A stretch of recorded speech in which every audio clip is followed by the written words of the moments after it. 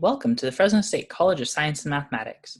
Today we're going to show you how to search for general education classes using the additional search criteria option. Step 1. Navigate to your student portal. On your myfresnostate.edu website, click Student Self-Service and Student Center.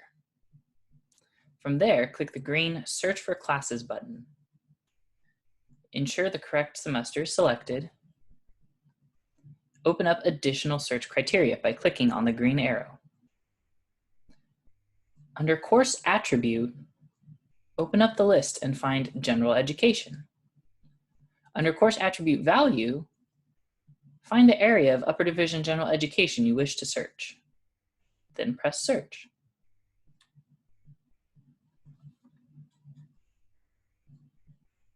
Find a class that fits with your schedule and click Select. Can then be added to your shopping cart or wish list by clicking Next. Instead of General Education, try using Multicultural International and Upper Division Writing Skills.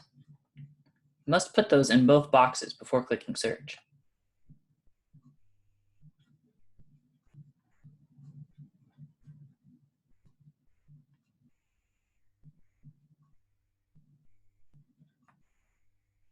English 160W has been added to the shopping cart.